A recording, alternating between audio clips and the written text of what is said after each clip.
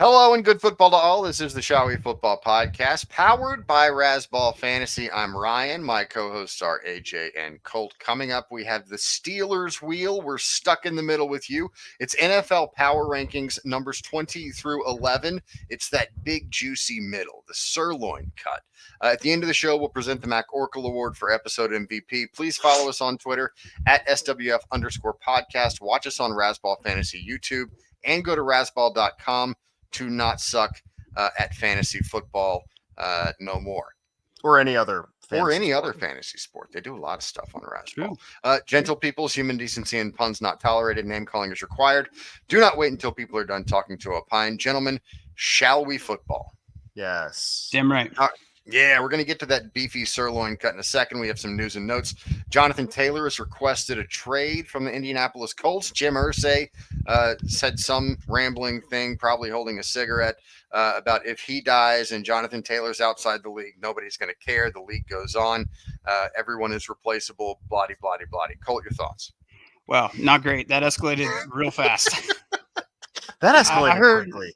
I know. I heard rumors and reports that he came into camp not able to pass a physical. Now there's speculation of he has a back injury that he sustained not from the Indianapolis Colts. They put him on the PUP list. And they put him on the PUP list. Yeah, now there's talk of him going on the NFI list. Like, I don't know. Interesting. He just inked a 4-year contract extension. Yeah. Got a new agent a couple of weeks ago. With the free agent running back class in 2024, I'm not quite sure anybody's going to want to trade for him and pay him the amount of money he is demanding. Derrick Henry's out there. Austin Eckler's out there. There are some other. Josh Jacobs is out there if he doesn't re-sign with the Raiders. Jonathan Taylor's big ask there. DeAndre Hopkins also signed with the Titans. That was last week. AJ had to catch up on that one. Is D-Hop going to make a big impact for the Titans? Is it all about the money for Nuke? What are we thinking, AJ? I don't know. So he went to Clemson. Is he where did he grow up? Where is D-Hop from? I think he's a Carolina guy, right? He's a North Carolina guy. Could be. I don't know. I mean, think for yourself about this. Are the Titans contenders? I don't know. Is anyone clamoring to play with Ryan Tannehill? I don't really think so. This seems like it was something other than like I play for the Tennessee Titans. South Carolina is DeAndre Hopkins. He was one of the Carolinas. Okay, so Clemson, South Carolina. Yeah. So it's not like he's from Tennessee or anything. This has to be whatever it is. It's not geographical in terms of like, or based on where he's from and all. It's not based on him really wanting to go somewhere to compete, or unless maybe he does think the Titans can compete. A lot of these players, like if you look at ball, a lot of these players, they just see like a name. They see names. D-Hop, they have seen like, oh, well, it's Derrick Henry. It's Derrick Henry. It's Mike Vrabel. Jeffrey Simmons is not a huge name, but he should be. He's that good. Yeah. Then they probably see like, oh, Treylon Burks came in. The fantasy guys know fabulous. Yeah, and the fantasy guys know Chig Okonkwo.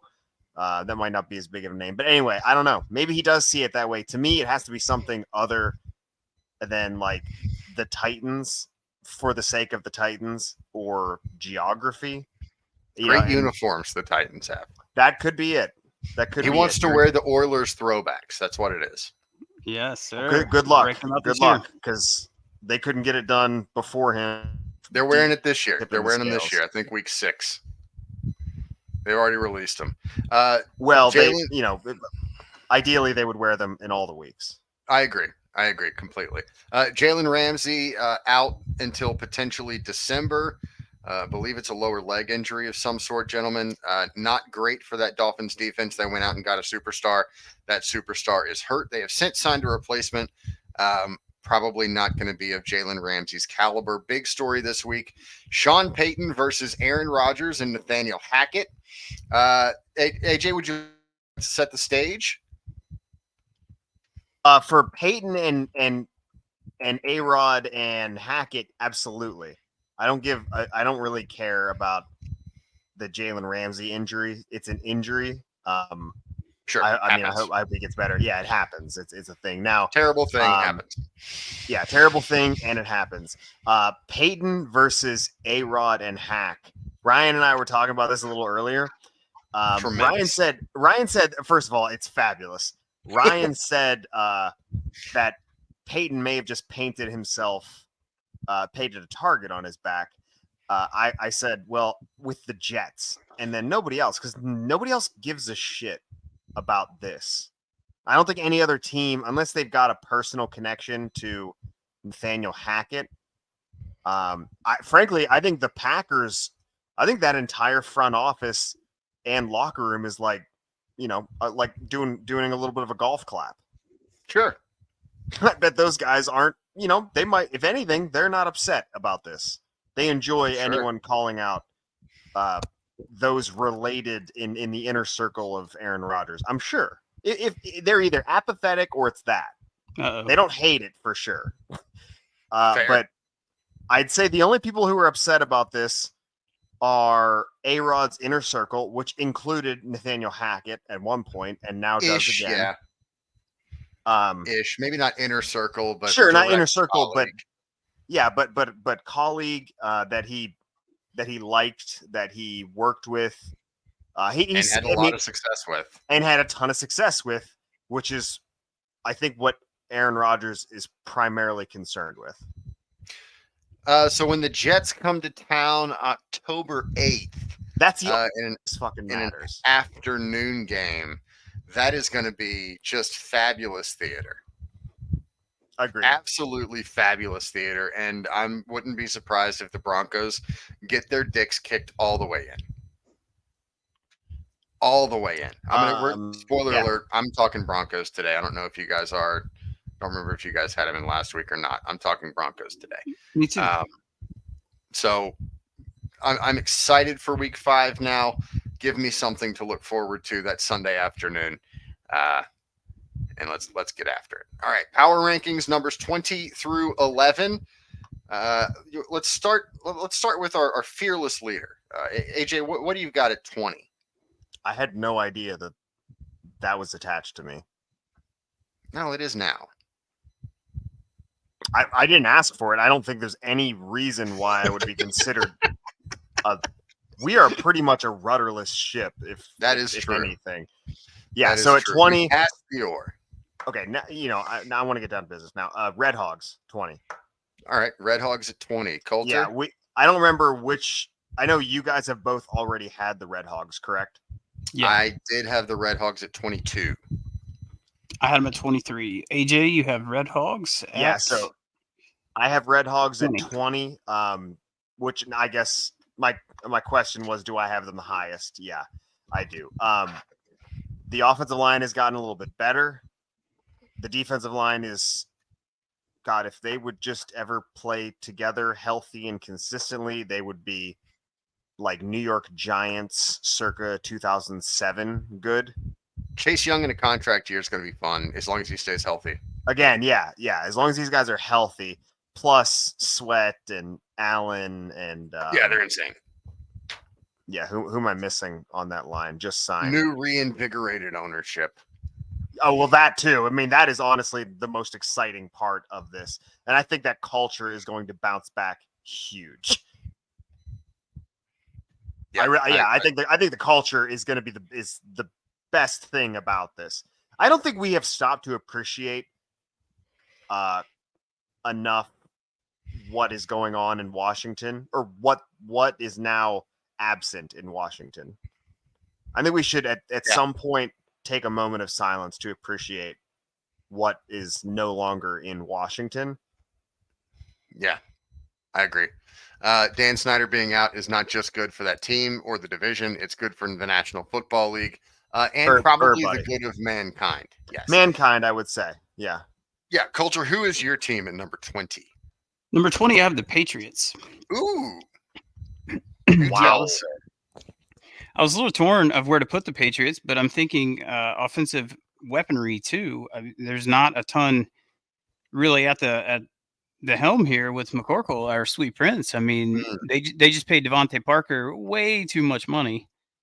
Belichick always has a great defense. The offensive line's pretty decent. But outside of Ramondre Stevenson and maybe Mike Gesicki, there's Juju. But I'm thinking, I'm probably thinking a little too much of my fantasy bias here. But I don't see. This may be too low. I might kick myself for having them this low, but that's where I slotted them in. Yeah, I'm not quite sure you're going to kick yourself for having them that low, because that's where I also have the New England Patriots. Well, that makes at me feel number better. 20. Yes. I don't know where they ranked in the National Football League in points per game. It was probably not near the top. That team had very, very big issues trying to score the football. And they couldn't quite get out of their own way. Mac Jones obviously didn't have an offensive coordinator last year. They tried to put a special teams coach in there to call plays.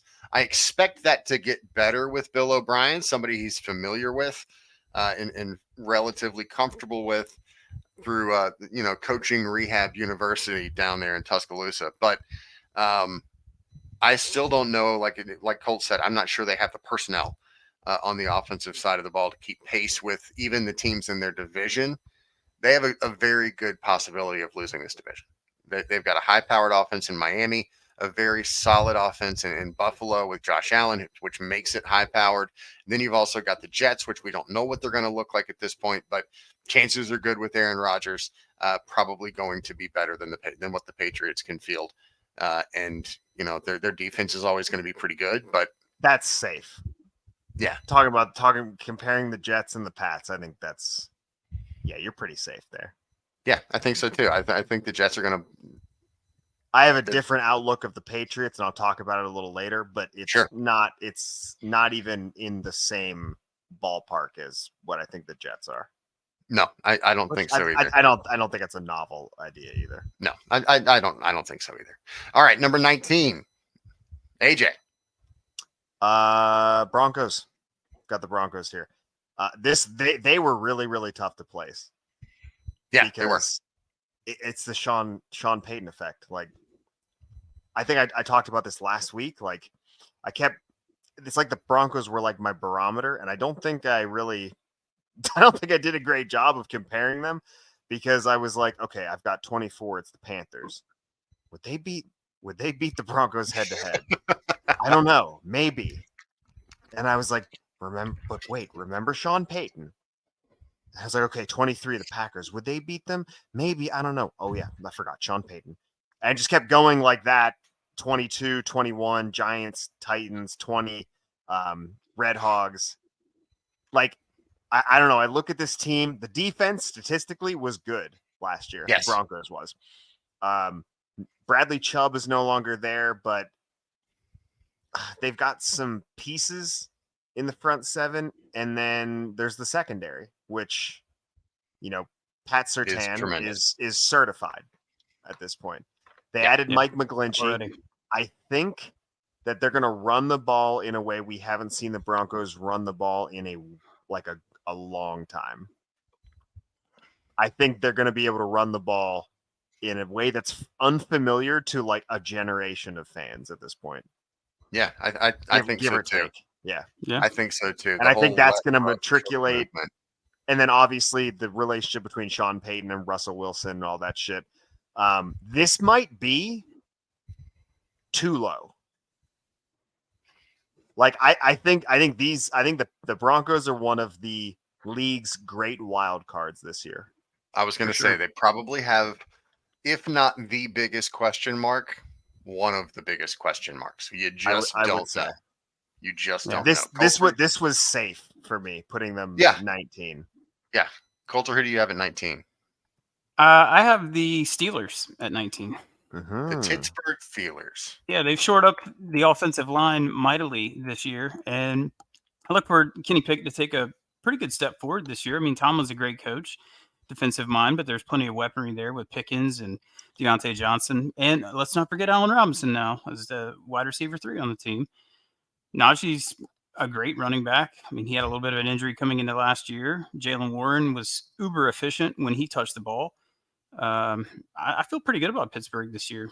I mean, a lot better than I did last year. I think 19's an appropriate spot for them. Yeah, I think so too. I think I'm that's a safe pretty spot. sure that in terms of record, they were better than this last year.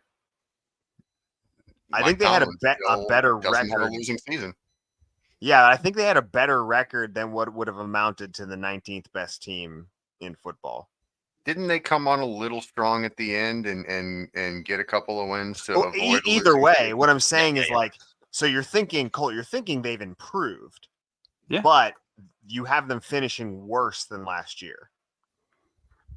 As to where we had them ranked last year, power ranking wise? No, as to where they finished last year. Okay. Well, I had some qualms with the teams ahead of them.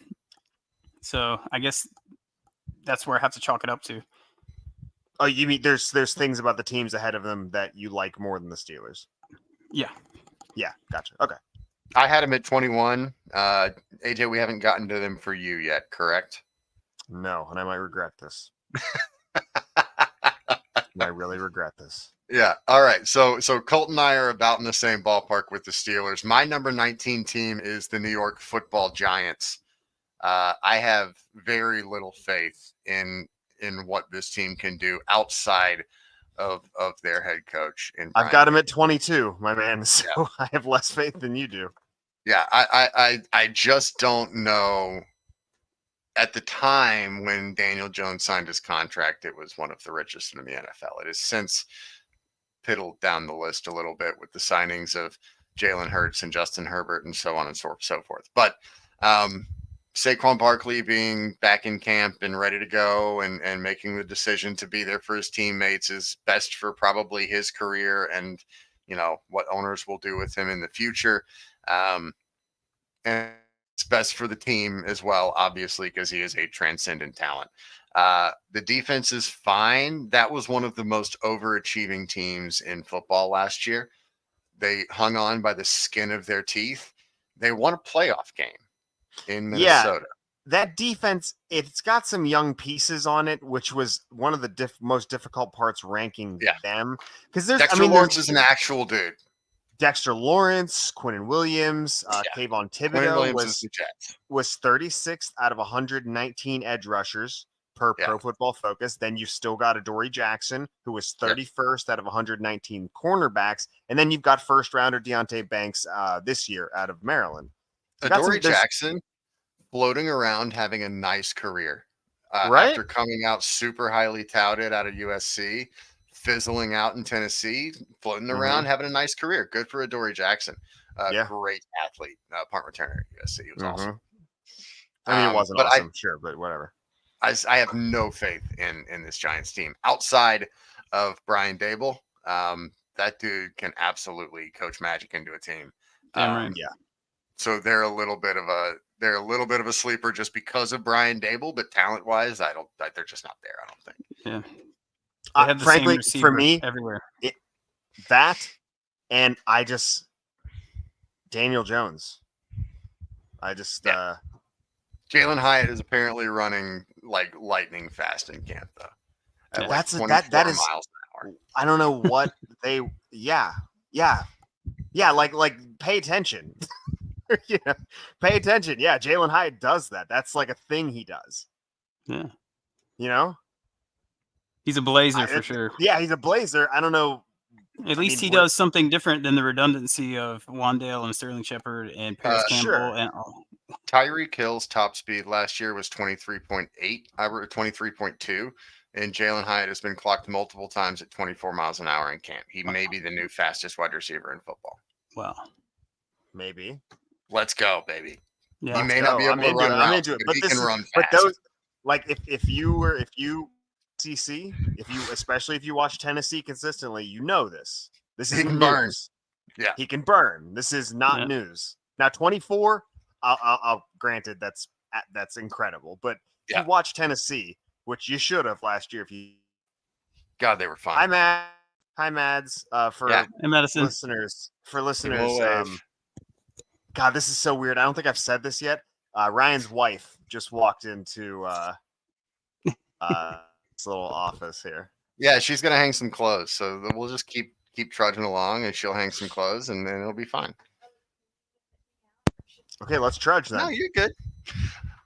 She asked if we could edit her out, or should we move the thing? Nah, just let her do her thing. Just No, let well, her- the person would have to edit out what amounts to see just like wipes green pants and blue. would be me. I'm just not gonna do it. All right, let's move on to number 18. Coulter, you gave your 19, didn't you? I He did. did. Yes. Let's go to number 18, AJ. I got the Saints here. Baby, let's do This it. was a Why? tough one, because they are what amounts to like, it's a, I'd say it's like an egg almost. What it is a hard shell, and just a squishy, gooey inside because they've got first round picks on the offensive line. They're younger than they used to be. Ryan Ramczyk is the stalwart there, one of the best right tackles in the game. But then they've got Cesar Ruiz and Andres Pete. I think he's still there. But then they've got Trevor Penning coming in, early round draft pick. They've got youth at the important position. They've got, Chris Olave. Obviously, Kamara is not young anymore, but Jamal Williams is now there. And then on defense, you've got Cam Jordan, you've got Marcus Davenport, the former first round pick, Peyton Turner. You got dudes. You've got Brian Breesy, the first round draft pick this year. Demario Davis, Marcus Lattimore. I keep mentioning these guys Yeah, you've got dudes. ad nauseum because those are, guess who's behind them? Fucking nobody. Nothing. Just a whole bunch of nothing. No offense to the Saints, but like, and by the way, Cam Jordan, I mean, he's not going to get better. He's not going to be last year. He's an old man now, as far as football is concerned. He is. The Saints are a house of cards as far as I see them, and I don't see everything playing out all hunky dory. And Dennis Allen just does not do it for me. No, me neither. He's very Not boring. at all. Yeah. Coulter, you're 18th. My 18th, I'm going to go with the Denver Broncos. Okay. I mean, yes, Denver Broncos. I thought I read the wrong line for a moment. For a lot of the things we've talked about, I mean, they signed Ben Powers and they added Mike McGlinchey. I agree with AJ. I think they're going to run the ball like the year of 2013 when they had no Sean Moreno and Peyton Manning. Oh my God! Crying during the anthem. Wow! Baby. You said No a Sean generation Moreno. ago, and that was God, no Sean Moreno was so ago. fun. Yeah, and plenty of weapery too. He hurdled a guy once. I don't know. Peyton selected Marvin Mims in the draft this Yeah. year. Great player at Oklahoma. Jerry Jeudy, Cortland Sutton. I mean, yeah, I have become a Jeudy guy over Sutton. And Yeah. Surtain, defense, Peyton. Yeah, this is about as low as I can put the Broncos, but they are a big wild card. Huge question mark. My 18th team is also the New Orleans Saints. One guy you didn't mention, AJ, is Derek Carr. He has been kind of that. If you have a Derek Carr or better, you're probably in pretty good shape. If you have a Derek Carr or worse, you're probably not in pretty good shape. He's like that median dividing line of quarterback play in the NFL. His also, excuse me, Marcus Davenport does not. I forgot he's gone. I was thinking of Carl Granderson. Excuse me. Yeah. You did not mention Derek Carr though. Derek Carr is that is totally true. So, and I forgot to mention Tyrann Mathieu as well. But yeah, my point still stands. Yeah. Very hard shell. I've always liked Derek Carr. The Raiders have always been a dumpster fire. I think he's in a more stable situation in New Orleans than Vegas could ever be for him. We'll see what he can do with the receiving core that he has, especially if Michael Thomas decides he wants to play football this year. He's missed 40 of his last 50 games with various ankle and foot injuries. and still manages to get paid and be in the NFL. If he can be healthy, Derek Carr says he looks as healthy as he can see on film. If he's Michael Thomas of old and they've got Chris Olave, an aging Kamara, but still Kamara, I think the offense can be fine if the defense can stay healthy and find a couple extra pieces of depth somewhere on that desert of their depth chart. They might be okay, but I can't trust them to be any better than the 18th best team in football. That being said, I do think they're going to win that division. Yeah, I think that's appropriate on both ends. The ranking and winning the division. They're probably going to win the division. All right, 17, AJ. 17, I have the Patriots. Okay. So I think I still believe in our sweet prince, Michael, yes. Michael McCorkle, Mac Jones. I still believe because we believe. We've said it ad nauseum, and it's not, it's not a secret. His offense was run by 2 defensive coordinators last year, and a special teams coordinator. Well, special teams and a defensive coordinator. That's who ran his offense last year. Which, if this else in football, head coach, that's a fire. Yep.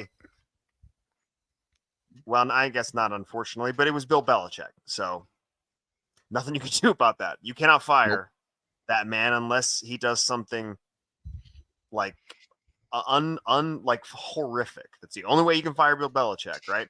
It'll have to be a scandal of monumental proportions. It'll have to be on the Mount Rushmore in order for Bill Belichick to go bye-bye. He's 30 wins from passing Mike Shula, by the way, for all-time career wins. This is good. Great job, Bill. Still a couple years away. So I think that the offense will be totally different. Better be.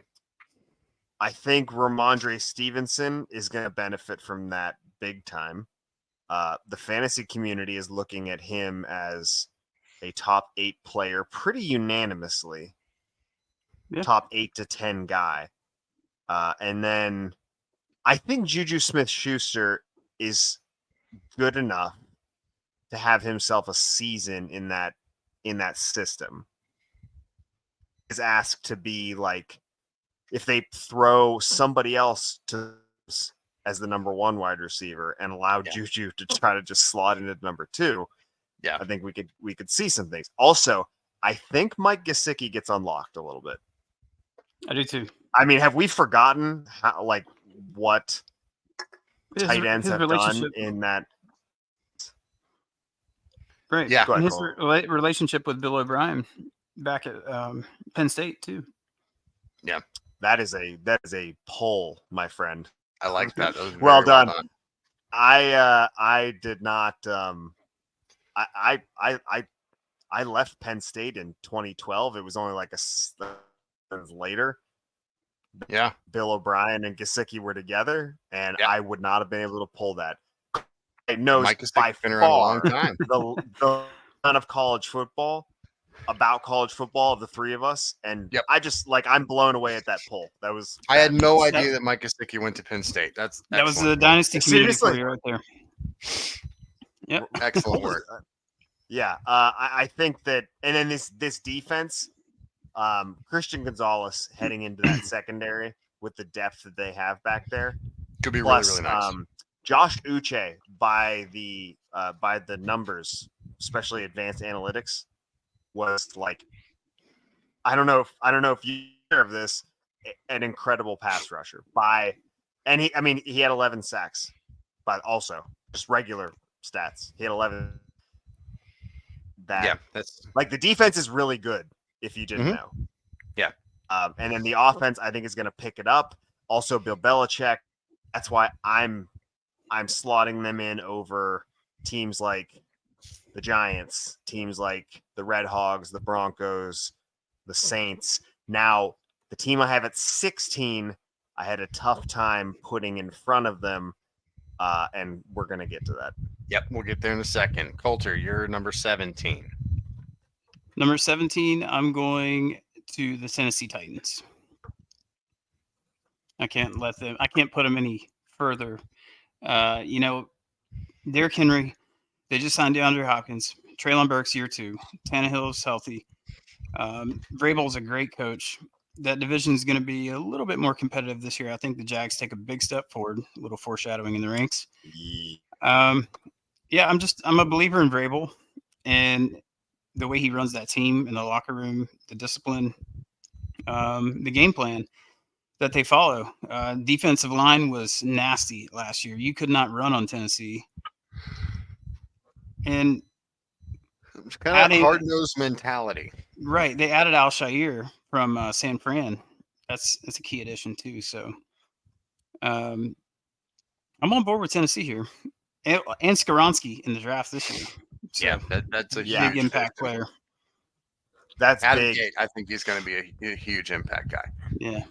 DeAndre Hopkins changes things for me a lot into where I put the Titans, because what they were able to do with AJ, clear cut number 1, special. We can figure out what we're gonna do with, because to me that changes things. Like I would have them up but further with D. Where did you have the Titans, AJ? I had the Titans one, but let's go on. Okay, I had him at 24. The addition of DeAndre Hopkins probably should move that up for me as well. My 17th is the Packers currently. And the main question is, how good is Jordan Love? I don't hate. So you have faith in the rest of that team. Sort of. I love Jair Alexander. He's so good. Sure. Their offensive line is fine. A ringing endorsement. Another ringing endorsement. Aaron Jones is still a stud. The receiving core is good enough. It's because they're in the NFC that I feel better about what their final record is going to be. If this were an AFC team, I would not be nearly as high on them. I think their record's going to be better than what you think, just because of the conference they play in. And I think Jordan Love's going to be okay. Do I think he's going to be a world beater? Probably not.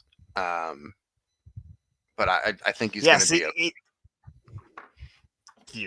I want to think that they're going to play a good game, but they were 17th in points. I was looking at yards per play. It's shocking. Per play, they were 28th. They gave up 5.8 last year. And then Pro Football Reference has an points contributed by the defense statistic. In that one, they were 19th. So, by the personnel, that defense should be really good. The picks everywhere. Because guess where they're not going?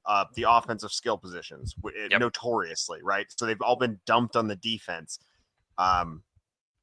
There's on that team that need to step up pretty large. Yes. Defense. Yes, I agree. Your Devontae Wyatts, your Quay Walkers, Darnell Savage, the other. And I think a lot of those dudes, especially Wyatt and Walker, coming into their second year in that system and being able to be a little more free in their movement and kind of know what's going on, because they came in as physical freaks coming out of Georgia. And now they've got a little time to be refined, and I think that product is going to be a little bit better this time around. And then Christian Watson was pretty good by the end of the year. He sort of remembered how hands work. Romeo Doubs is fine, and they've got 2 really nice running backs in the backfield too. I think they're going to be because that's why I have them at 17. I think they're going to be very solidly in the middle of the pack. And not necessarily contend for a whole lot. See, 17, I'm I with feel you. Like it's a pretty safe space. They've got dudes, they've got a ton of draft capital invested in that team, and they've done it fairly well. I'm just not banking on all of those things happening at once, and I don't think it's going to come together this season. And also this season, and Jordan Love isn't good. Nothing we just talked about matters. Absolutely. If Jordan Love stinks, You can Not as put them bad. down.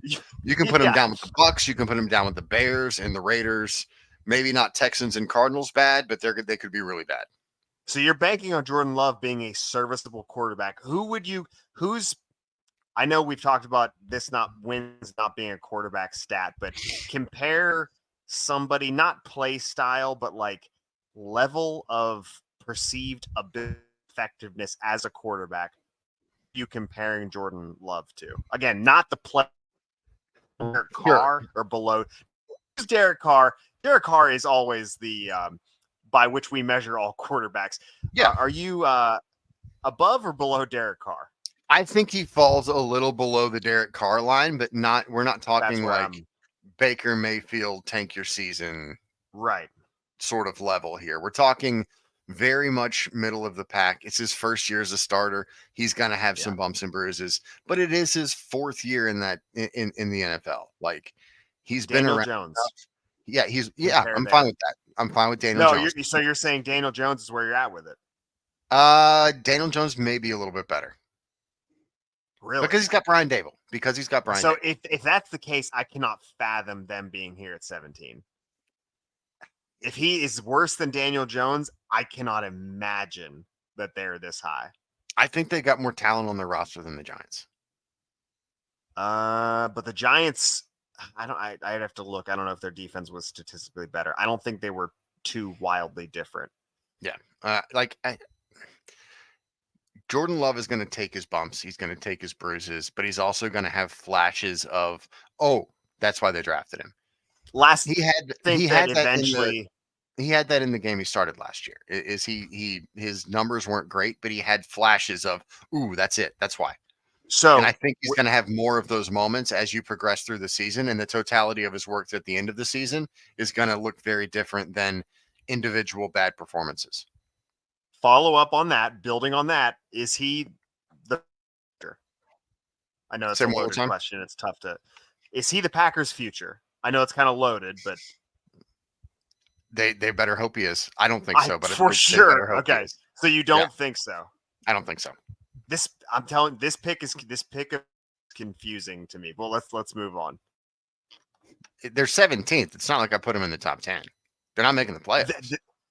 For sure, but they're amongst a bunch of other teams that like I was throwing the Steelers, the Patriots, the Saints, the Red Hogs, probably the Giants a little bit, the Titans, the Broncos. They were all I think these are all in the same breath.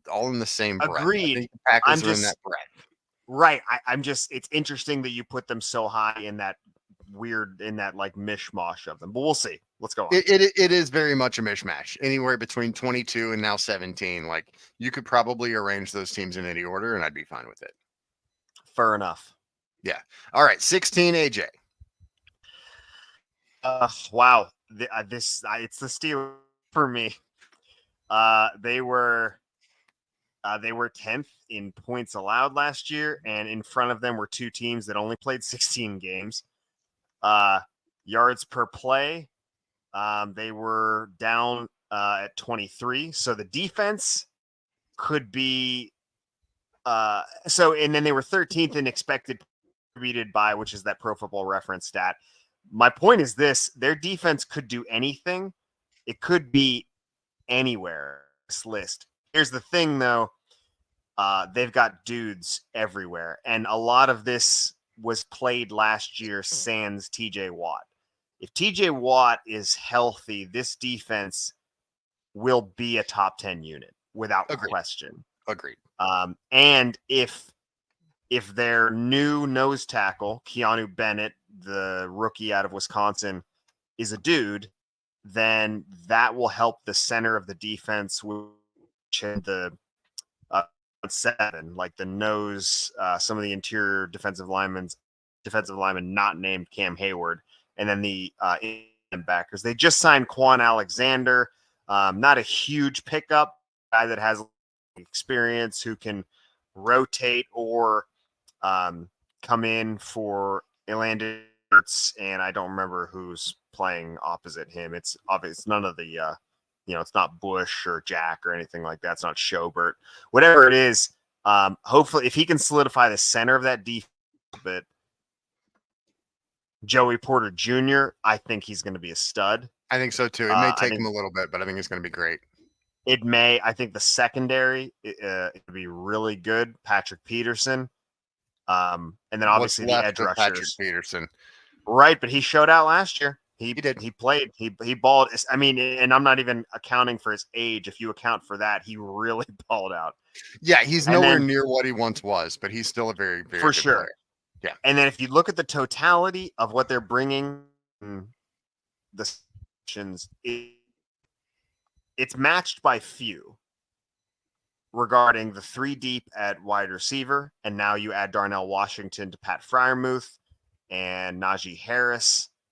The catalyst for all this, and I think that with signing Isaac Seumalo, I'm not going to try that one again. The former Philadelphia Eagles guard. You add him and Broderick Jones to James Daniels and Mason Cole, I think, is still there.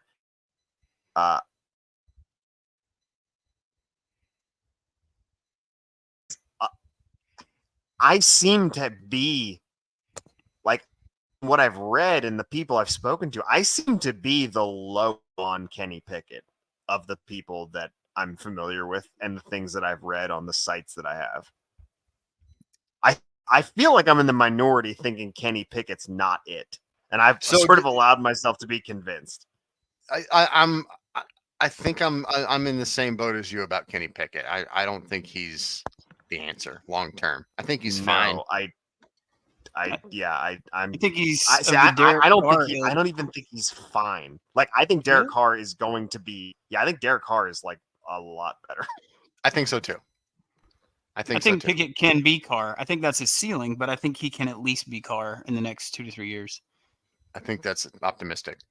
Really? I do as well, but I've been convinced a little bit that I think I might actually be in the minority. Kenny Pickett will never put it together. We'll see. Yeah, we will, but we shall see. I don't know, man. Broderick Jones is that dude. I think the line will be much better. This really hinges. Like, Pickett is just a little bit better than Derek Carr. We're talking playoffs. Yeah. If he's like Derek better, this is a dangerous playoff team. That or they so could be hard. But they were 8-9 with Kenny Pickett and Mitch Trubisky. You know, or not 8-9. They were 9-8. 9-8. Yeah. With just like a rookie quarterback in over his head and Mitch Trubisky. and that's coaching. And basically no TJ Watt. So I think you add the ingredients that you have in the offseason. I mean, you can't get worse. You're not going to be worse. No. And if you're better than 9-8, you're knocking on the door to the playoffs. That's true. Yeah. And I think if Pickett fails, it's solely on him. Because, some of these guys some of these guys get screwed, going to landing spots like Justin Fields in Chicago. We all thought that was just Kenny Pickett did not get Kenny Pickett. He won the lottery. He did. He won the lottery. Exactly Coulter, right. you're 16. My 16, I'm gonna go with the Giants here. Wow. I like. Yeah, I really am. I was a believer last year. It paid pretty massive dividends in Dynasty. The values that I was able to get in startups on Giants players. I drafted Daniel Jones in like the 13th round of a startup, and everyone laughed at me in the league. And then people are wanting to trade for him midseason because that's the coaching that you pointed out, Ryan, that Brian Daboll brings. He cleaned up Daniel Jones' game. Jones had 6 fumbles lost last year and only 5 interceptions. That is tremendous for him. Like, he does not love to hold on to the football. No. Historically, he has turned the football over like a maniac. Conversely, he loves to not hold on to the football. Yeah. But also, Daniel Jones, he provides quite a bit of a rushing floor. Do you remember that Minnesota game last year? The first Minnesota game, not the barn burner that we all remember on a Saturday. Yeah, he can boogie. Yeah, he can boogie, man. He's definitely got some low-key high upside rushing chops, and like I said earlier, there's a lot of redundancy in the receiver room. I'm sure that'll get hashed out in camp. We'll see some preseason activity, some movement in the depth chart. They've got a speed flanker on the outside and Jalen Hyatt, kind of a one-trick pony in college. Let's hope he evolves. As far as Wandale, he's coming off an ACL. Paris Campbell is oft injured. He's by all accounts been doing well, like with the team, and I can never quit Paris Campbell.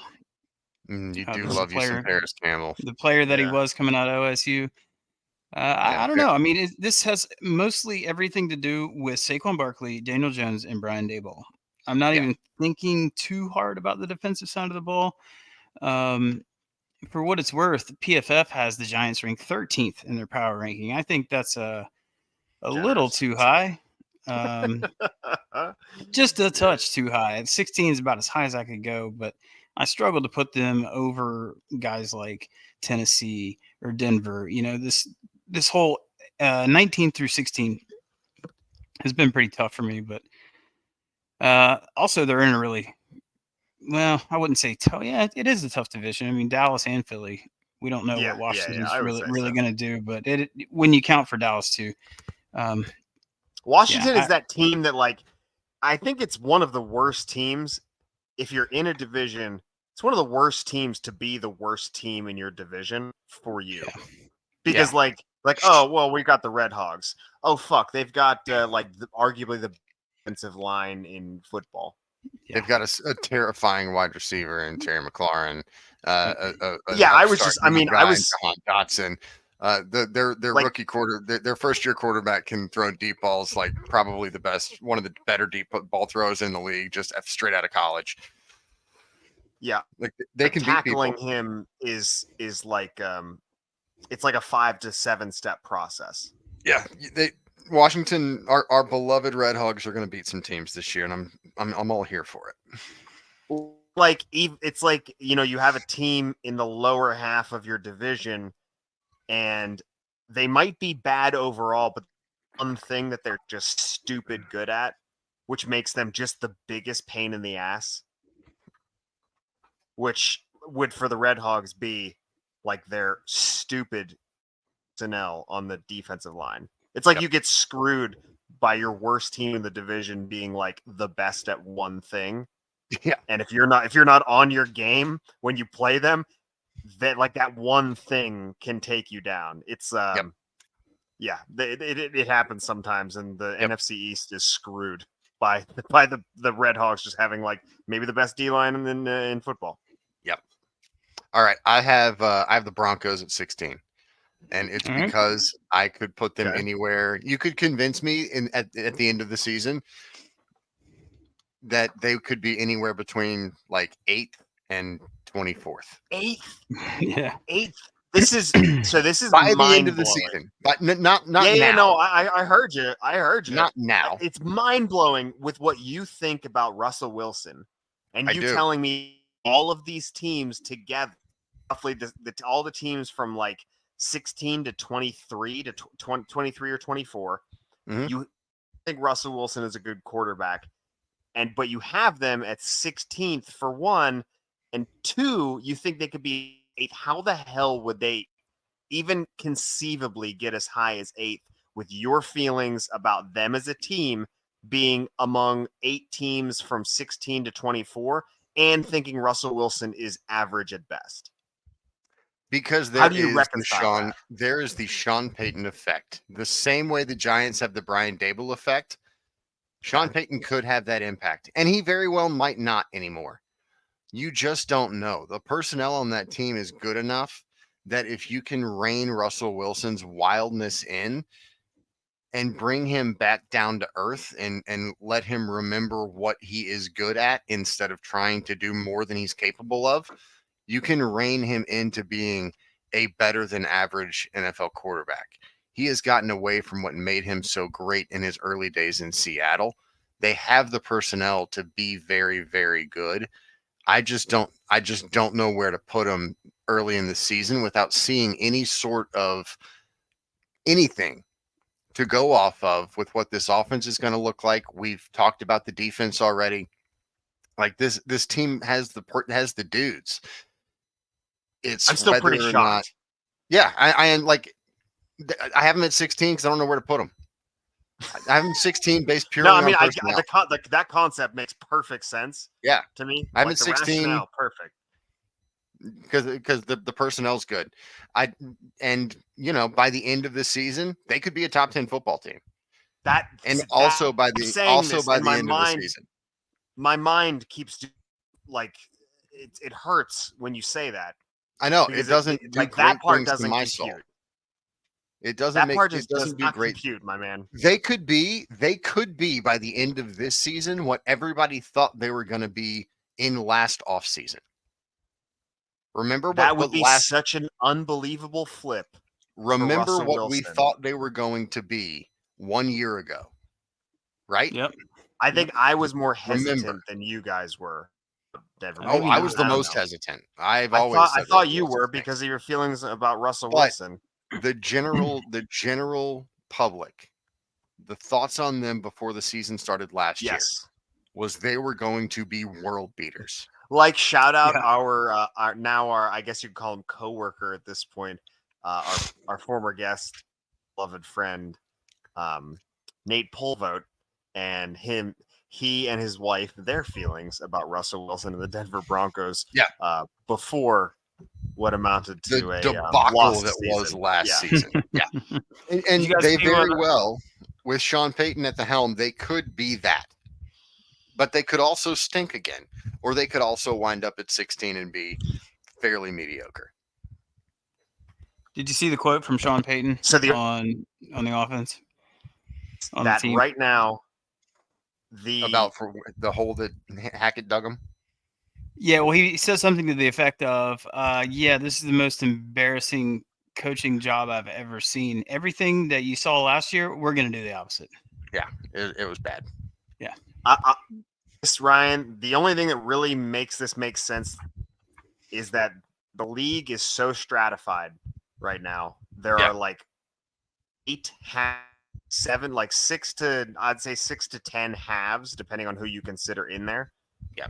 And then there's like 20-ish have-nots. That's the only way it makes sense, and that's still a huge argument. And then there's 6 that have nothings. Yeah. Yeah, like it's one of those that the percent chance that they are going to be what everybody thought they were going to be last offseason is much smaller than the percent chance that they're going to wind up at 16 or even in the mid 20s by the end of the season. But and that percent chance all is still there. That we all also agreed that they were arguably the biggest variable in all of this. So I grant you that. Yeah, 100%.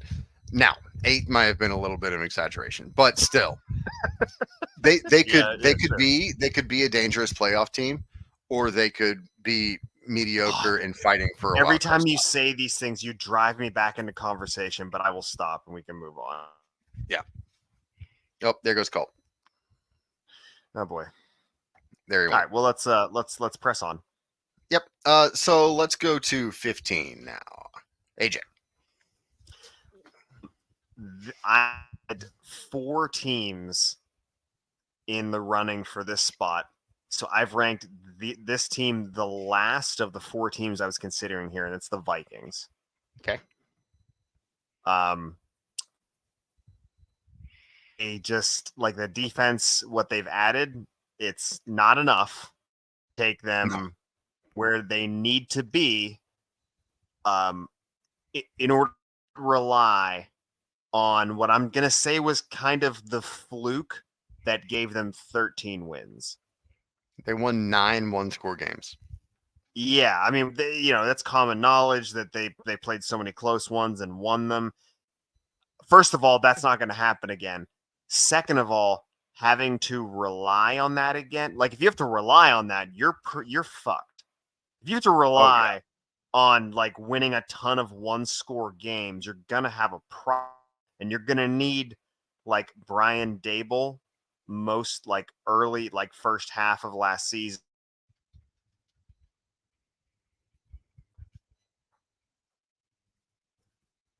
Still there?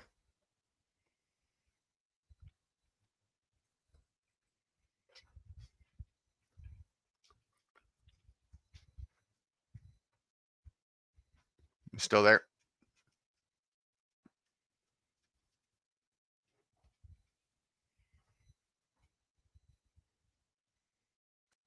I know that has changed fairly significantly in the preceding years, but yeah, he's still. I mean, it's a loss. It's a pretty substantial loss losing Dalvin Cook. But like outside of Danielle Hunter, and they're the ones that brought in Marcus Davenport, former first round pick of the Saints. Like the defense is still bad, guys. This defense is still not very good, with the exception of the two edge rushers. And the offense, I think we all know what they've got going on there. The offense is going to do things. Yeah. I just don't think they're going to catch the same luck they did last year, because this is pretty much the same team, give or take. I mean, you can, so they've lost Dalvin Cook, and they're replacing him with Madison. I think that's a small step back. I think you could buoy that by adding Jordan Addison in the first round to go opposite Justin Jefferson. That's probably a net gain, even, but that's not enough to like guarantee that they'll be good enough to not have to rely on winning like 9 one-score games again, which they won't do if they have to rely on that. There's going to be regression to the mean. Historically, there always has been regression to the mean. Yeah. Teams that generally win a shitload of one-score games don't do that the next year. Yeah, that's how the mean works. Right. Yeah. Coulter, you're number 15, sir. For 15, I'm going to go west to the Seattle Seahawks. Okay. Very nice. I love the addition of excuse me, of Zach Charbonnet and Jackson Smith-Njigba, although Charbonnet was ruled out indefinitely today from Pete Carroll. With a shoulder. Whatever that means. I love the draft pick in Devon Witherspoon in the secondary as well. And Tariq Woolen, he's a baller back there too. So I like Seattle to maybe even sneakily win that division this year, really rival San Fran for it. Oh, gotta have another big Geno year. Gotta have another big Geno year. I'm counting on it though. I'm a believer in Geno. I know it took him 9 years, 8-9 years to actually do this, but have an opportunity to do this. Really have an opportunity. Yeah, you're right. Because situation, he's been screwed from the jump. Like getting drafted by the Jets and getting punched in the face. You're a big Geno guy. You breaking his jaw. You've seen it in college. Yeah, he was. You knew it was there. What we saw last year from Geno Smith is what West Virginia fans saw for 4 years in Morgantown. Yep. So I'm a believer in Geno. I'm a believer in the secondary, and Pete Carroll's a coach. I think last year completely shored that up in a lot of people's minds. Did Pete make Russ or Russ make Pete? And I think we see. Yeah. No, I think that one's clear. Yeah. Yeah. I think JSN's going to have a much bigger impact this year than people think. Tyler Lockett's perennially undervalued. He does is put up 1,000-yard seasons, and it's score a shitload of touchdowns. But they didn't draft JSN not to use him. Yeah, so, they're going to use him. My money's on Lockett missing time with an injury, and that's how the door's going to open. But once it opens, it's not going to close. Sure. So Lockett might have a calf strain and miss 4 weeks, and JSN will step in, takes his job. The shit out of him. Yep. And Lockett will get back on the field, but he might be on a reduced snap count because JSN's fucking balling. Yep. Good chance. My number 15 is the Browns. I have the Cleveland Browns. Yeah, there. I think we are all in the same area right now, because those are the two other teams that I was battling with. The Vikings, where do I want to put them? Plus one more that I'm sure we'll get to in a little bit. Yeah, I've got the Browns, and I'm banking on Deshaun Watson being better. Not that I want that to be the case, but he's probably going to be better than he was last season. Probably all on the same page with that thought, I'm assuming. Yeah. Their defense was one of the biggest underperforming units maybe in football last year. They have enough talent, and they just stunk out loud. They fired the defensive coordinator, brought in some new eyeballs, a couple new schemes going in there. Myles Garrett is still an actual alien human, and they've got enough skill position talent. They've still got the best running back in the league in Nick Chubb, and Amari Cooper's out there, and Mac Jones is arguably the still best good. offensive line, Maybe the best offensive line in football. They are one of, I the believe, best interior. Yes. They're the maybe Chiefs. one of 8 teams in football where all 5 of their offensive linemen started more than 50% or played more than 50% of their snaps last year. So they've got the continuity as well. So look for the Browns to be substantially better. Good for that fan base. Deshaun Watson can go kick rocks. Yep. All right. 14. Who you got at 14? That seemed to be just a general, out into the ether. I'm assuming that was AJ, directed towards me. Yeah. You've So been leading us off. right. So Colt Seahawks I got here. And then coming up soon for me will be another team we've just talked about in the last 30 seconds. So I've got the Seahawks here. I think that defense takes a step forward, I think the defense takes a step forward. The offense overall takes a step back because I don't think Geno Smith is going to repeat how good he was last year. I don't think it's going to be a huge step back, though. And we have added the offensive line, the young offensive line, with the 2 young tackles, first rounder Charles Cross and then Abraham Lucas. These guys are going to get better. You add in the growth of who will be a 4th-year player, Damian Lewis, their best offensive lineman at guard. The young offensive line is going to be getting better. Evan Brown is a 5th-year player. The center, all these offensive linemen are young. They're going to get better. Obviously, we've got JSN adding that. So even if you have a regression of overall Geno Smith play, which you might not, I do think we're going to get a small one. You've got another wide receiver who, just by virtue of being open, because he's a good receiver, will potentially be able to hide some of what I think will be a regression back to the mean for Geno Smith. And then I don't think you can say enough for what it will mean to the Seahawks defense to have a 4-player shell in the secondary of potentially first rounder and certified stud Devin Witherspoon, Jamal Adams, Quandre Diggs, and Tariq Woolen. That can make up for a lot of the bullshit that happens in that front 7.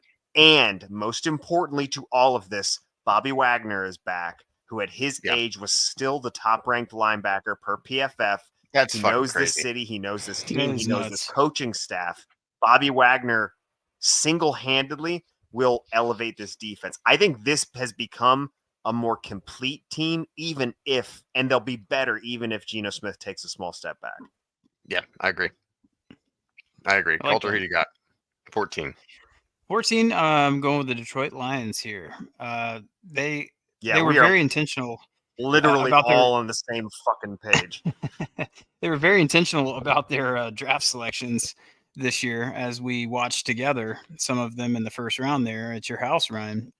Yeah, yes, we did. Pretty reachy on taking Gibbs 12th overall. I think we were all pretty surprised by that. Thought it was a mistake.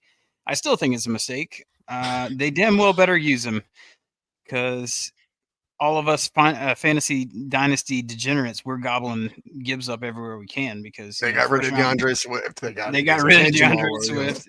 Yeah, and Jamal Williams. Yep. And then they put the first round capital in a running back. That doesn't happen very often. High first round capital. Yeah. He went 4 picks after Bijan, which 1.8 was too high for Bijan, but I digress. So it was. Yeah.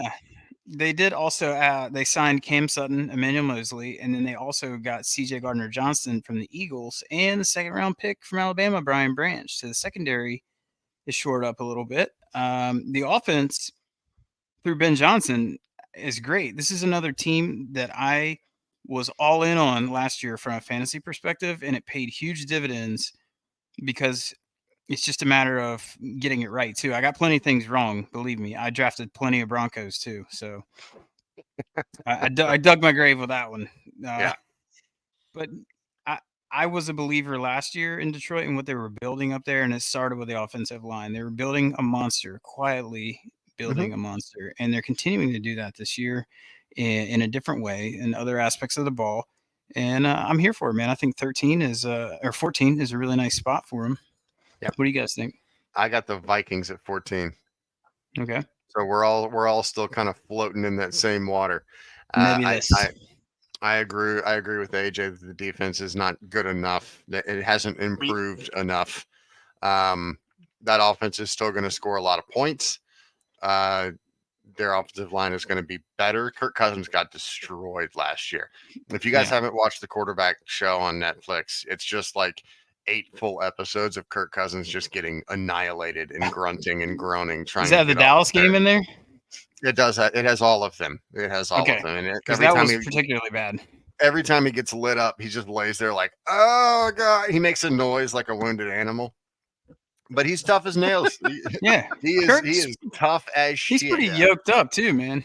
He is scrawny and scrappy.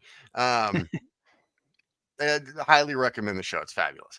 Um, but they're going to be another fun team again. Like we talked about with AJ, there's no way they can win that many one score games again. 13 AJ. Nope. 13, I have the Detroit Lions. Yeah. I'm telling you, like we were all in step here. I think all of the teams from 12 to 15 are all gonna be, I think, the same in different orders for us. Sure. I think But so I've got the Lions, and I won't rehash what Colt has said. Well, the one thing I will highlight that he did not mention was I think we're going to find out that overall Dan Campbell is going to eventually be considered one of the 10 best coaches in the NFL. I'm not sure we're that far away from that. Yeah, I don't think we're that far away from it now, but like I think it's going to be something that is not just consensus, Widely but something like accepted and readily widely accepted, but also like I would say readily apparent is the best way to put it. I think that will be the big change when you think of really good coaches. You're like Dan Campbell. Yeah, I think we take another step in that direction. I think we're very close to putting him in a Mike Vrabel category of really really good NFL coaches. Coulter, you're number 13. Number 13, I'm going with the Minnesota Vikings. I know that all the things you guys have mentioned, the defense is awful and everything. I'm just a believer in Kevin O'Connell and the job he did with that offense last year. I mean, they kind of had to keep pace with the porous defense. But Cousins' pass attempts were up 82 from last year and 127 from the year before. So they're transitioning into more of a pass-happy team since oh gosh, well, I'm spacing on his name. Not Stefanski. Mike Zimmer. Mike Zimmer. Yeah, geez. Since they let Mike Zimmer go, and now they let Dalvin Cook go, replaced Alexander Madison. Maybe a little bit of a committee approach there too. And adding Addison is huge. I mean, I think these guys are a great offense to invest in fantasy this year because I think they're going to be. Their defense sucks, their offense is great, and they're going to be chucking it. They're going to be trying They're to put going to up score points. a billion points because they have to. Yep. Yeah, I agree. I have the Seahawks at 13 for all of the same reasons. Geno Smith was the most accurate quarterback in football last year. I don't think that goes away.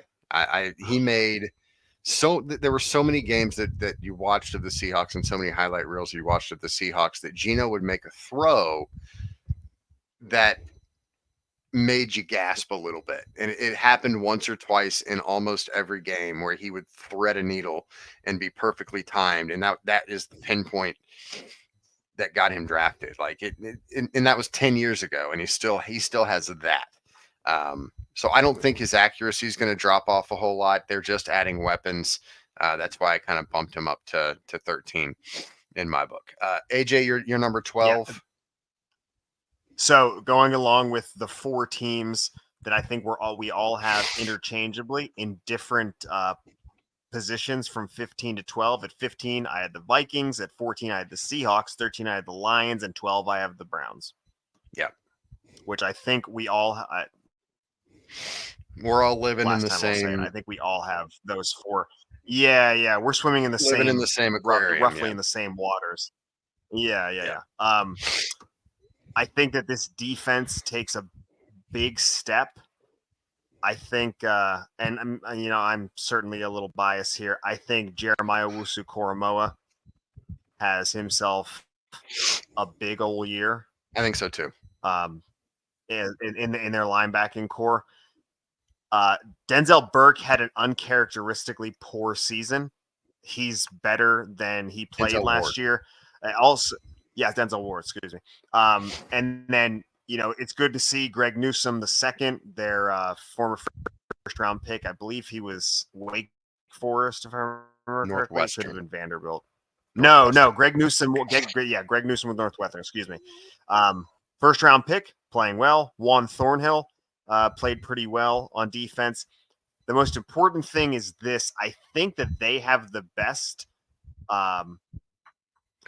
pass rusher opposite Myles Garrett that they have ever had during Myles Garrett's tenure in Cleveland in Zadarius Smith.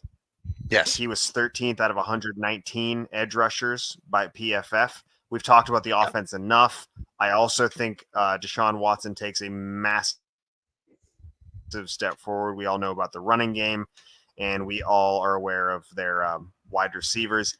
I think that you'll see a big step up at the corner from Denzel Ward, big step up, and I think the pass rush gets a huge boost from both players just based on Zadarius Smith being present on this team. It just depends on.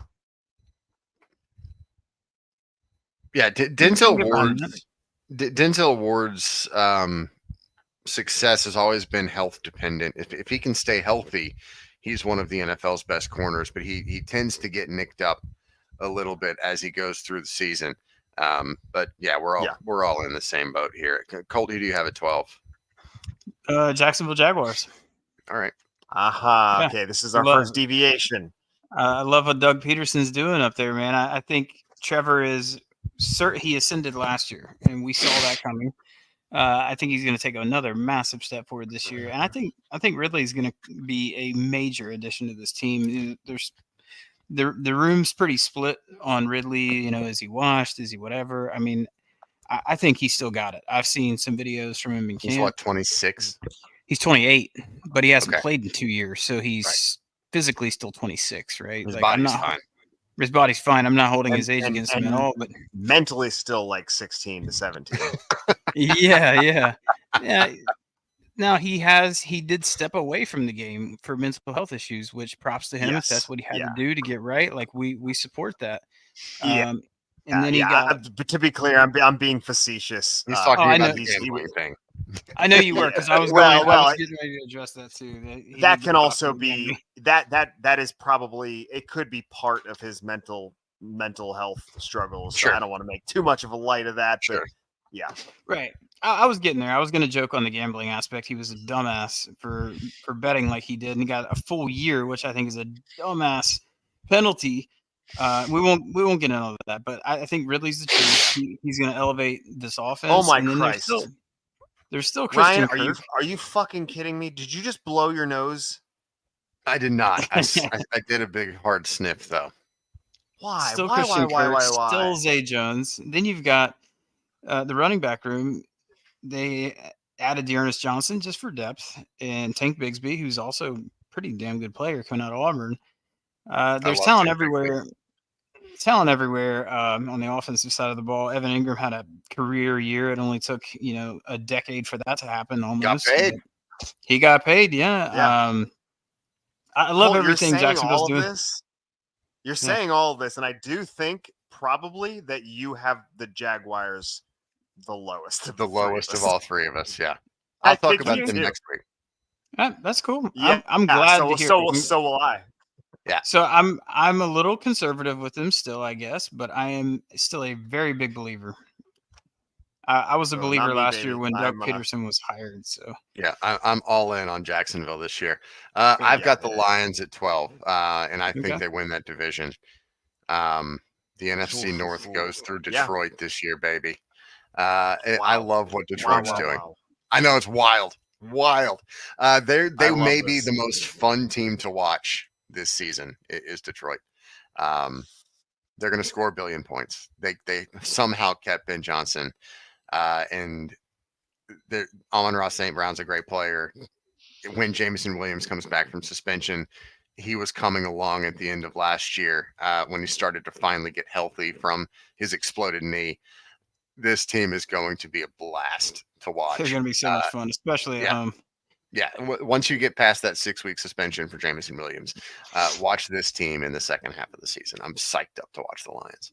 All right, number 11. This is our last team of the week. AJ. This is my first deviation. Maybe not. We'll find out. I have the Chargers here. Not. Nope. Well, full disclosure, Colt. If you have the Chargers at 10, don't say so. But if you have Chargers at 10, then we still pretty much haven't deviated either. We're still we'll save that. fishing in the same pond. Yeah. I'm telling you, last week for me, and I think this will play out. Last week was by far the hardest. Yeah, agreed. At least it This was was easier to rank those bottom. This was way easier for me. But yeah, for me, Chargers, from 20 to 16 was really hard. Agreed. Yeah. But I've got the Chargers here, and honestly, I compared them like directly with another team. And I don't know how much to go in. I mean, I'm pretty much, giving the farm away here. I compared them directly with the Jaguars because I put these two teams up against each other basically at 10 and 11. And I was like, which team is better? Because I don't think either of them venture well into number 9, at least yet. Maybe one team that I think they could be, that I could put them over, which is my 9th team. But pretty much I went head to head Chargers, Jaguars. And frankly, we have a case study. We do. Last year. And if anything,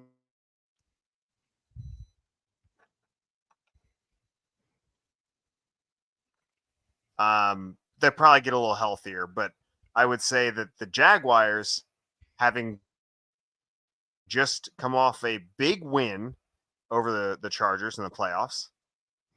Now you add Quinn Johnston. That's pretty big. I don't know.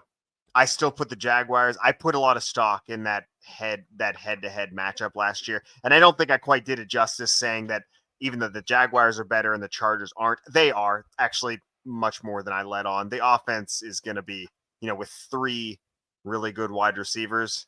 I mean, that's a big difference, and then getting healthy on the defense, that'll be a big difference. But the core of that team was still in place, and the Jaguars got it done. Yep. And I think the Jaguars are just scratching the surface anyway. Yeah, I think that the Jaguars have just started to realize what they can be. Coulter, who do you have at 11? 11, I have the Browns for Okay. all the same stuff that you guys went over. Deshaun Watson progresses, the secondary, the offensive line, Chubb, all that good stuff. I'm going with Browns at 11. I may have the Chargers higher if it weren't for their head coach. I know. That's fair. That's good. I'm glad you brought that up. I forgot. Brandon Staley was hired as a defensive wizard. And quite frankly, that defense stinks. Like, they've got Derwin James. They've drafted pretty well, and they just can't put it together.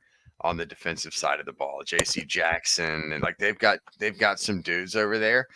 And Brandon Staley is he thinks he's smarter than he is. He's one of those young coaches that just makes real Nate Hackett energy. real big brain. Ryan, you have highlighted this to great effect as far as I'm right. concerned. Of these, I think you're right. These big brain young coaches. They just try to do too much. They keep it KISS, keep it simple, stupid, keep it simple, Staley, and this motherfucker has no chance. Like, I love Justin Herbert. I've always liked Keenan Allen and Mike Williams. I am so obviously we're all here for it though. Yeah. Oh yeah. Give me all of the Chargers and the Powder Blues just collapsing in the fourth quarter because their head coach is a dumbass. Give me all of the young. Yeah, but give me that last part. Give me all of the big like galaxy brain decisions. Big-brained idiots. Young. Yeah. You know what's even better is if they're like the coach is like if Mike McDaniel was a bad coach, it would be great just because of his face. Sure. I know that's probably not coming off super well, but like he has a great his confused face and his look. Well, his whole look, if he was bad at his job, it would be like so juicy and hysterical. Yeah. Because he's like a fairly good looking guy, and you can tell that he's like he's young in a lot of respects, like style, all that stuff. And for him to be bad at his job would be hysterical. Yeah, unfortunately for us as a viewing public, any of it's these not young big brainers. Oh God, it's great. It's great to watch them coach their way out of a game, just making big dumb decisions. A win, coach their way out of a win. Right, exactly. Coach their way out of a surefire. You're up by 17 in the fourth quarter. All you got to do is do the little things, and they just can't fucking pull it off. That's why I have the Chargers at 11 and not maybe at 7 or 8. It's because of Brandon Staley. Fair point. Because I love Justin Herbert. He's a fucking monster. Yeah, I think it's that defense. They're porous. So I think it's still they're always hurt too. I mean, and that's not an excuse at a certain point. You know, you got to have depth. You got to have that's the biggest thing. You've got to have a training staff that can take care of your players. That's exactly because they're always hurt. Yeah. Somebody's got to do something about it's always that. But even more than that, it's to always Colt's point, the depth. You have to be prepared for this shit. Yeah. Yep. On the more punishing side of the football, you but need up to the be middle, prepared for attrition. Up the middle, like the front three in their 3-4, it's just like they've got nothing there. And then their linebackers, they tried to address it with Oklahoma, and it has not quite worked out the same way. This defense has pretty much 4 players. And then, you can include J.C. Jackson. He just wasn't healthy. So probably 5 players. And the thing is, 2 of them are corners, 2 of them are edge rushers. That's where you want your best dudes on a defense. And you got Derwin James as well. Yeah. But the rest of that defense, the other 6 players are really bad. This team, so far, this team is Oklahoma. This team is Oklahoma. This team is USC. That they can score a bunch of points and they can't stop a nosebleed. I really wanted to see Sean Payton go to the Chargers. I was disappointed when he didn't. Yeah. Can you imagine that? Sean Payton is head coach of the Chargers. If they replaced I am most instead they fired Lombardi, brought in Kellen. Kellen Moore's going to be good for that team, I think. He is. Yeah, I agree.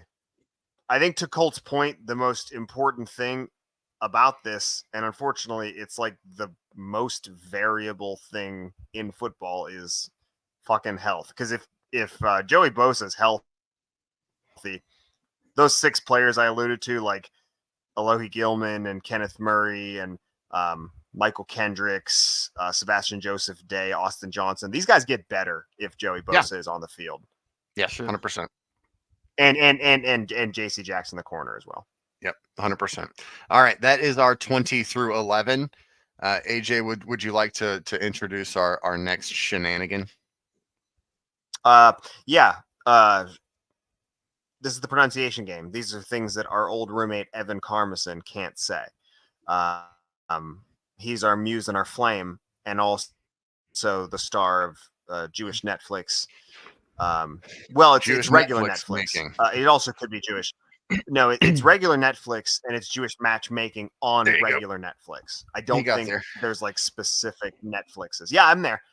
These are words he can't say, we assume, just extrapolating on other words he can't say. This is the Green Yeah. Bay Packers edition.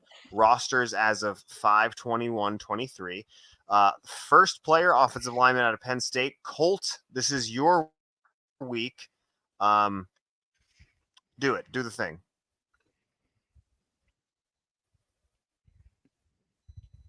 Sidebar. Is it on the Zoom? It is. Okay. Sorry, I got it. Found it. Sorry. Okay. Oh, Colt, you're fucking killing me, dog. Go ahead. Sorry. I had it open. I just didn't know if you were switching screens. I'm just honest mistake. Do you want to do a 5 countdown?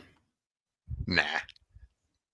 No, here, I'll do a countdown. I mean, this is on video, Colt. We pretty much can't edit I'm just leaving this. it There's in. just no way. But I'm going to give you.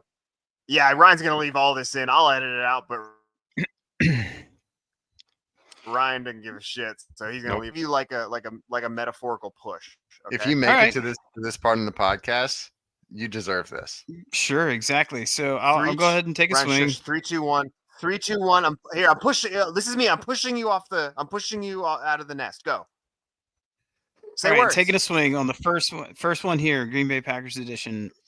Michael Mene, offensive lineman. Let's see. Michael Menet. Ew. Minutes. You Just really want missed to it. love on that T. You Ew, want to I love don't on like that. T. So that I don't, Is I he don't really good? care what you like. Stop this. Offensive lineman Is out he of good? Virginia Tech is the second. Stop this. This is Colt's time. Go ahead, Colt. I'm sorry about him. All right, second name on the list here, offensive lineman out of Virginia Tech. Gonna go for it. Josh Neiman.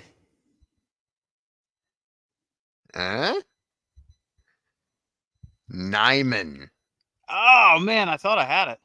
Josh Nyman. I never would have guessed So, that by either. the way, I'm realizing that, that is Josh Nyman, offensive lineman out of Virginia Tech. So, I very much enjoyed last Josh. one. Ryan, please. The last one, Colt. I can't apologize enough for him. This is the tight end out of Cincinnati. What is his name? I feel pretty confident in this one. Josiah DeGuara. I don't think that's right. Josiah DeGuara. That was really good, actually. Oh, DeGuara come was on. The really last good. name was but- dead on it. Yeah. I think Yeah, and the last Josh name was threw you supposed off. to be the problem. I missed the I Joe.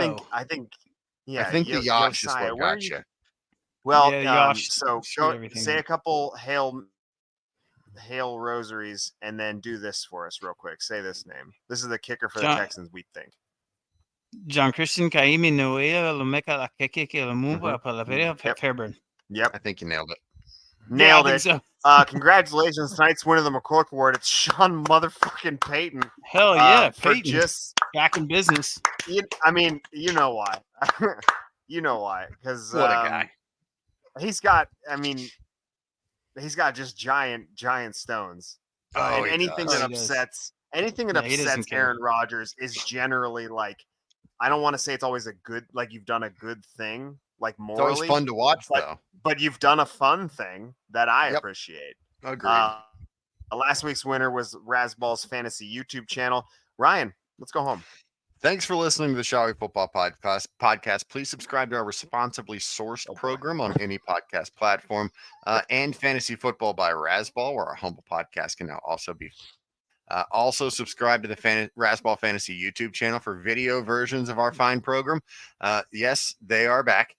Follow Razball on Twitter as well. That's at Razball, spelled like it sounds. Colt's writing fantasy articles there, so go read those. He does a very good job.